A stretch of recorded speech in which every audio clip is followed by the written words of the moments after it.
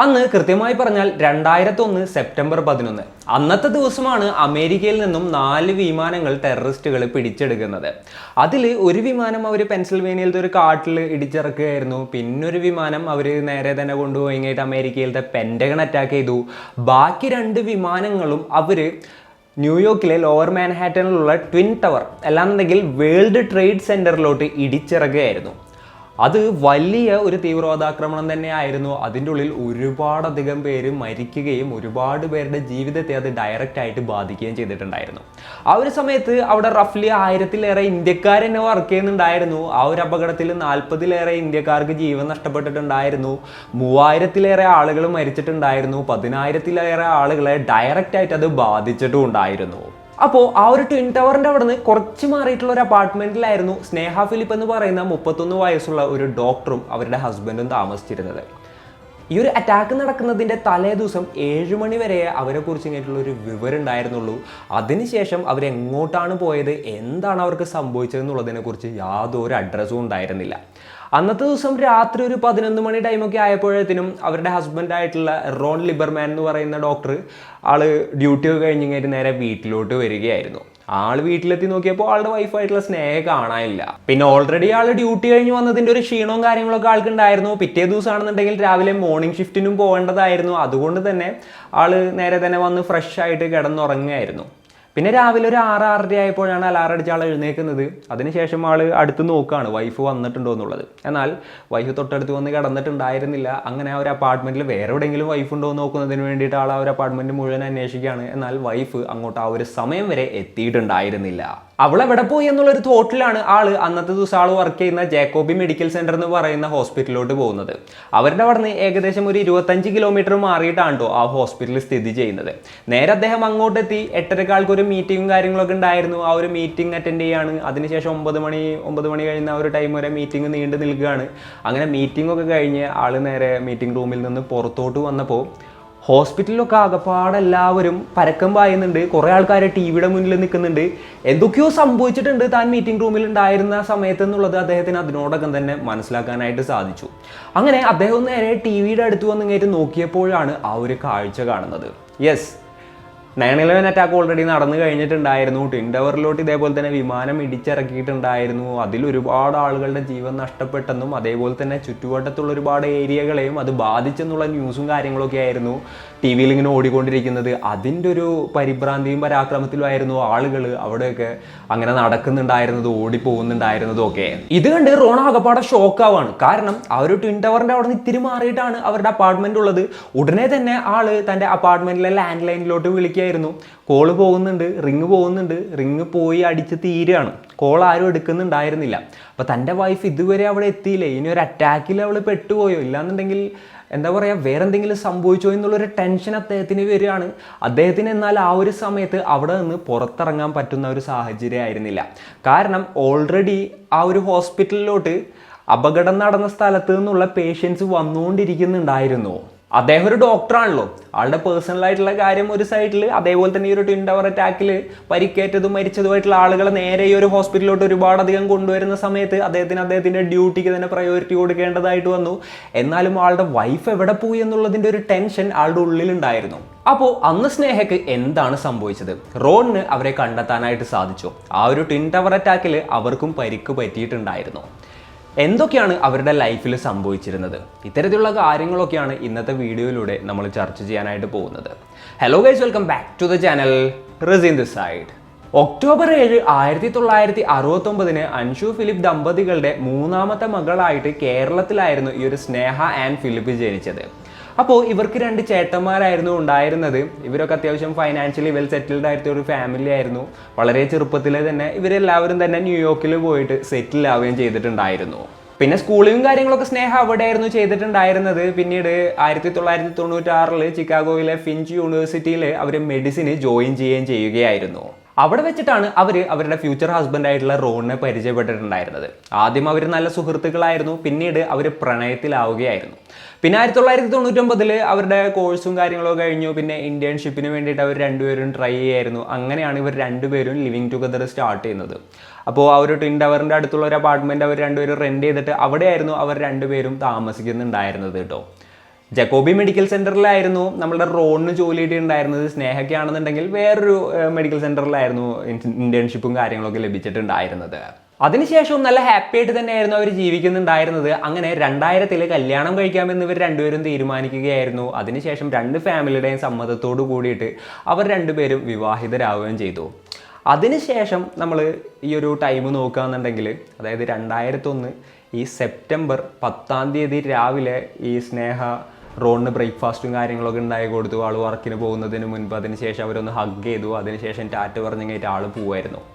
എന്നാൽ അതായിരിക്കും തൻ്റെ വൈഫിനെ അവസാനമായിട്ട് ജീവനോടെ താൻ കാണുന്ന ഒരു സമയം എന്നുള്ളത് ആ സമയത്ത് റോണും തിരിച്ചറിഞ്ഞിട്ടുണ്ടായിരുന്നില്ല.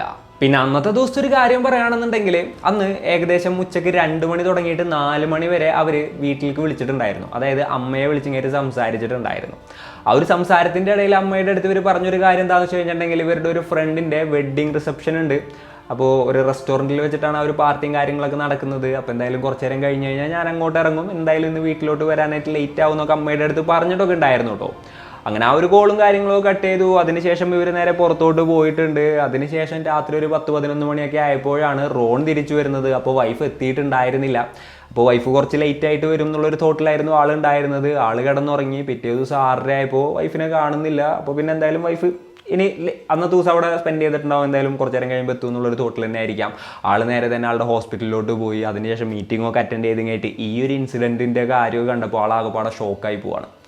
അങ്ങനെ കുറച്ച് നേരം ആളുടെ ഡ്യൂട്ടീസും കാര്യങ്ങളൊക്കെ ചെയ്ത് തീർത്തതിന് ശേഷം നേരെ തന്നെ ആൾ ഇറങ്ങിയിട്ട് ആ ഒരു തൻ്റെ അപ്പാർട്ട്മെൻറ്റിൻ്റെ അടുത്തോട്ട് പോകാനായിട്ട് ശ്രമിക്കുകയായിരുന്നു. ആ ഒരു സമയം എന്നൊക്കെ പറഞ്ഞു കഴിഞ്ഞിട്ടുണ്ടെങ്കിൽ കംപ്ലീറ്റ് ബാരിക്കേഡ് വെച്ച് കഴിഞ്ഞിട്ട് എല്ലാം ബ്ലോക്ക് ചെയ്ത് വെച്ചിട്ടുണ്ടായിരുന്നു. അങ്ങോട്ടൊന്നും പോലീസുകാർ ആരെയും കടത്തി വിടുന്നുണ്ടായിരുന്നില്ല.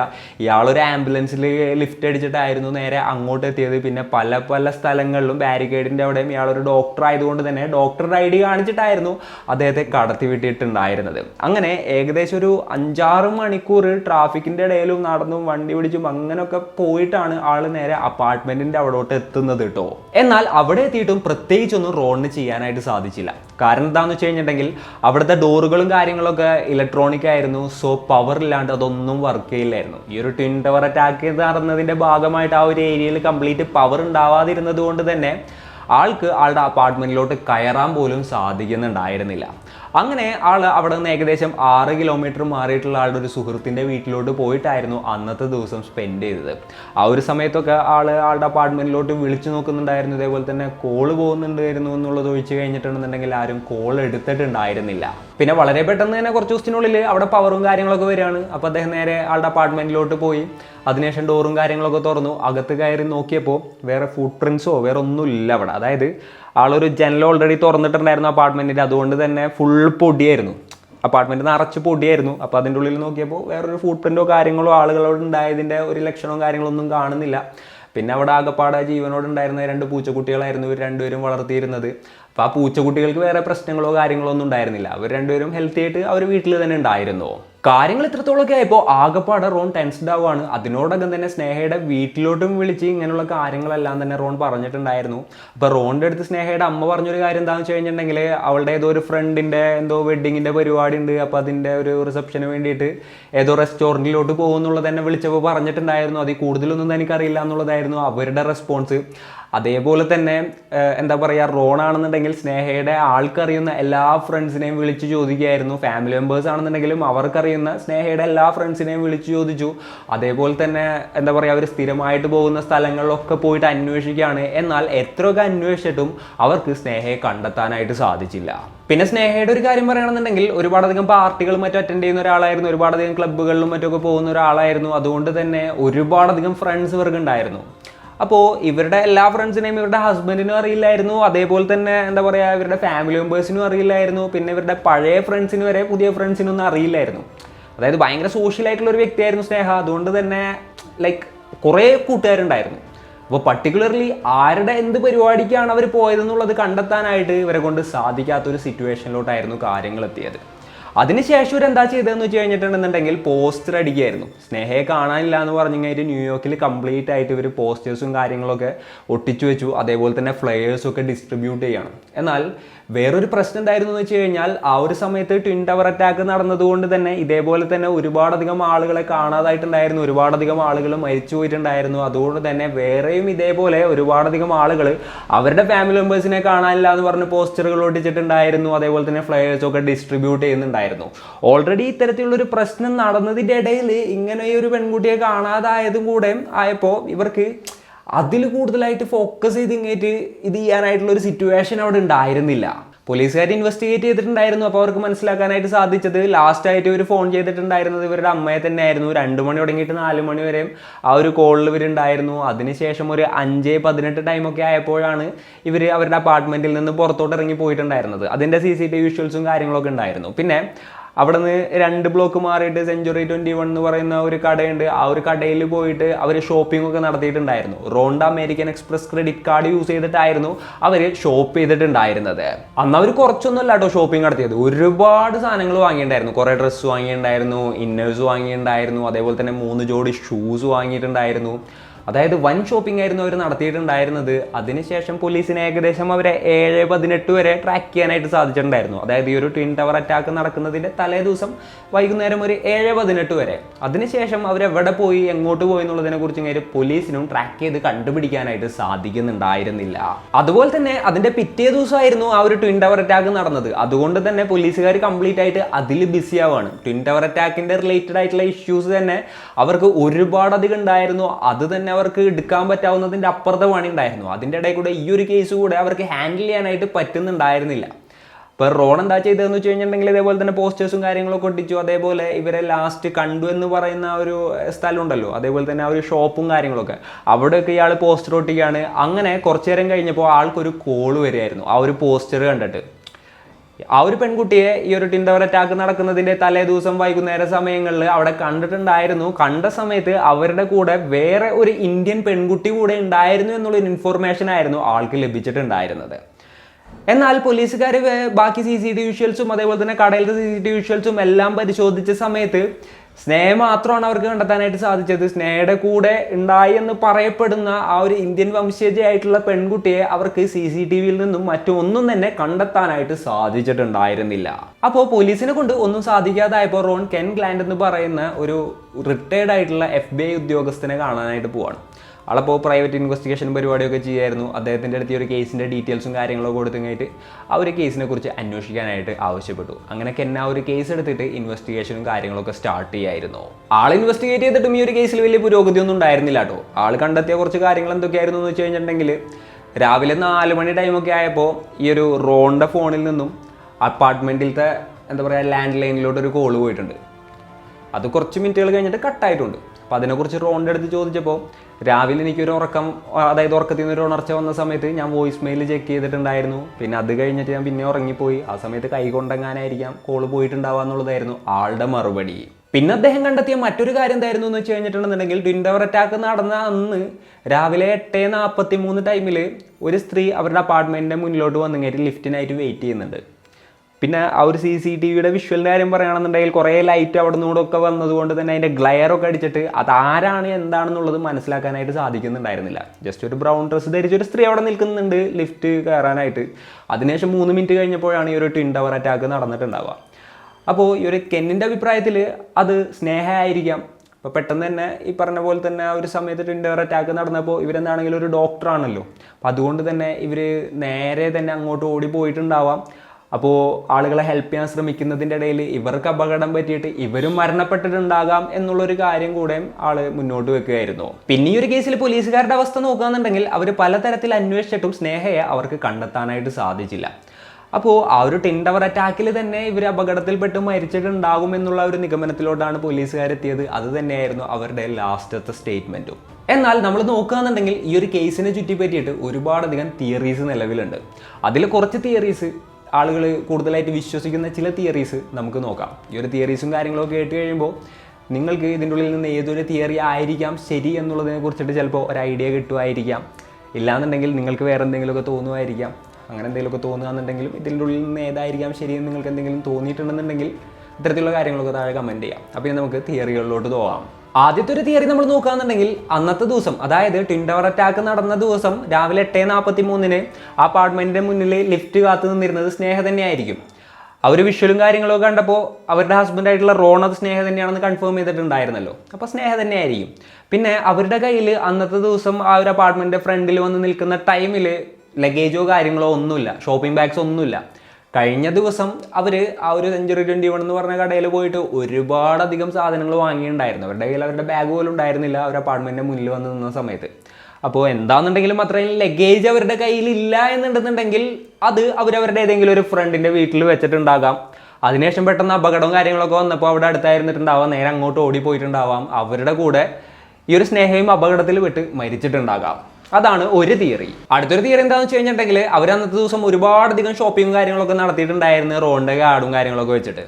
അപ്പോൾ സ്നേഹ ഒരു ഡബിൾ ലൈഫ് ജീവിച്ചുകൊണ്ടിരുന്നിട്ടുണ്ടാവാം. അന്നത്തെ ദിവസം അവർ ഇതേപോലെ തന്നെ ഒരുപാട് കാര്യങ്ങൾ അവർക്ക് ആവശ്യമുള്ളതൊക്കെ ഷോപ്പ് ചെയ്തിട്ട് അവർക്ക് ഇഷ്ടമുള്ള ആളുടെ കൂടെ ഓടിപ്പോയിട്ടുണ്ടാകാം.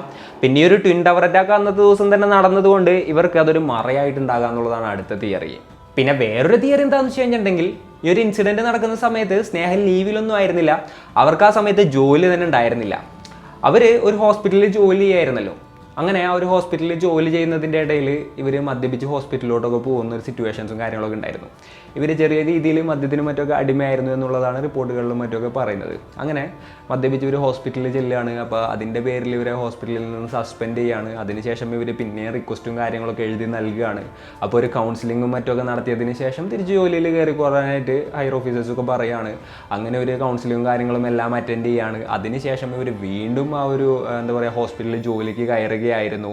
അതിനുശേഷം എന്താ സംഭവിച്ചതെന്ന് വെച്ച് കഴിഞ്ഞിട്ടുണ്ടെന്നുണ്ടെങ്കിൽ, ഗേ അതേപോലെ തന്നെ ലെസ്ബിയൻ ആയിട്ടുള്ള ആളുകൾ മാത്രം പോകുന്ന ബാറിൽ ഇവർ സ്ഥിരമായിട്ട് പോകാറുണ്ടായിരുന്നു.